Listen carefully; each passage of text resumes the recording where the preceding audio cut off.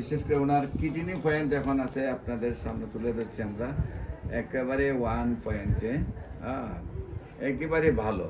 আমরা শুনবো ওনার সেই সুস্থতার গল্প, উনি কিভাবে অসুস্থ হয়েছিলেন এবং কিভাবে সুস্থ হয়েছেন।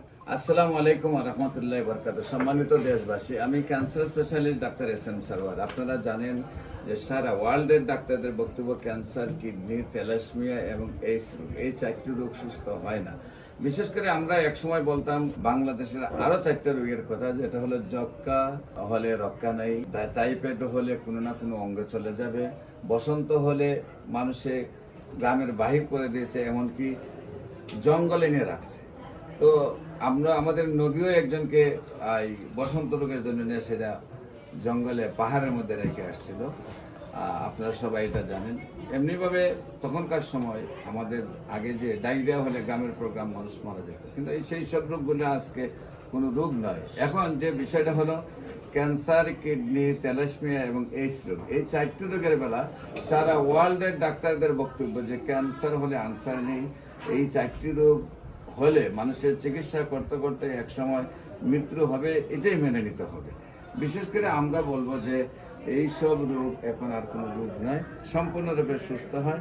বিশেষ করে আপনারা কিডনি রোগের ব্যাপারে এবং ক্যান্সার রোগের ব্যাপারে, এইডস রোগের ব্যাপারে এবং আপনার থ্যালাসেমিয়ার ব্যাপারে আপনি হাজার হাজার সাক্ষাৎকার পাবেন আমার ইউটিউবের মধ্যে। আজকেও একজন সেই বিজয়ী মানুষ, ওনার পরিচয় আমরা তুলে ধরছি। বিশেষ করে ওনার কিডনি পয়েন্ট এখন আছে আপনাদের সামনে তুলে ধরছি আমরা একেবারে 1 পয়েন্টে একেবারে ভালো। আমরা শুনবো ওনার সেই সুস্থতার গল্প, উনি কিভাবে অসুস্থ হয়েছিলেন এবং কিভাবে সুস্থ হয়েছেন। আপনার নাম? আমার নাম বাসা কোথায়?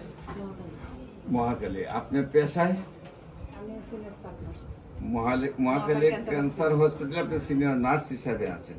আচ্ছা, আপনি কিভাবে প্রথম ডাক্তারের শরণাপন্ন, যেহেতু আপনি নিজেই মেডিকেল স্টাফ, কিভাবে ডাক্তারের শরণাপন্ন কেন হলেন, তারপর কি কি টেস্ট করলেন, কি সমস্যা হলো এবং কি অবস্থায় আছেন একটু দেশবাসীর উদ্দেশ্যে বলেন। আমার প্রথমে মানে ব্লিডিংটা, তারপর ব্লিডিং হচ্ছে অনেকদিন থেকে, প্রায় 5-6 মাস।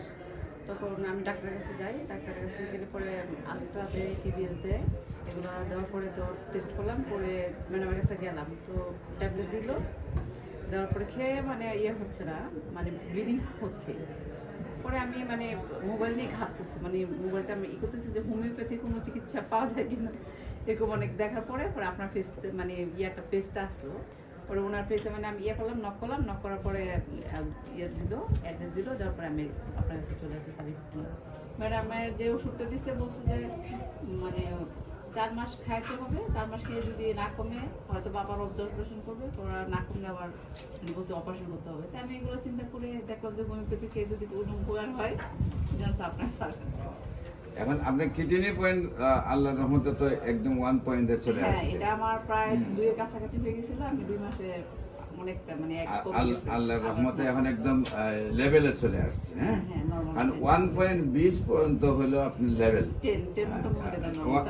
1.20 আপনার রেঞ্জ দিছে। আপনার এটা আপনারই তো? হ্যাঁ, আচ্ছা, 1.10 হলো আপনার রেঞ্জ, নর্মাল রেঞ্জ, আর আপনার দিচ্ছে হলো 1.7, মানে একদম লেভেলে আছেন। তো বিশেষ করে আমরা বলবো যে কিডনির চিকিৎসা এবং ক্যান্সারের চিকিৎসায় মানুষের লক্ষ লক্ষ টাকা ব্যয় হয়ে যাচ্ছে।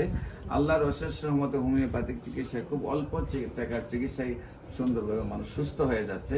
এবং আমরা অত্যন্ত খুশি যে মহাখালী ক্যান্সার হসপিটালের মতো একটা হসপিটালের এবং সিনিয়র নার্স উনিও আমরা রোগী হিসাবে দেখতে পাচ্ছি। সেই জন্য আমরা নিজেরও নিজেদের প্রতি অনেক স্যাটিসফাই, এবং আল্লাহর রহমতে ওনার যে কিডনি পয়েন্টটা একেবারে ভালো আসছে, সেটার জন্য বাকি যে সমস্যাগুলো আপনারা দোয়া করবেন, আল্লাহর জন্য সুন্দরভাবে ওনাকে সুস্থ করে দেয়। আপনাদের সবাইকে আমাদের অফিস ভিজিট করার জন্য এবং আমাদের ফেসবুক, ইউটিউব, গুগল, টিকটকে বিশেষ করে প্রায় 4,500 ঊর্ধ্বে ক্যান্সার, কিডনি, থ্যালাসেমিয়া, এইডস রোগের সাক্ষাৎকার আছে, তাও ভিজিট করার জন্য আমন্ত্রণ জানিয়ে শেষ করছি। সবাইকে ধন্যবাদ।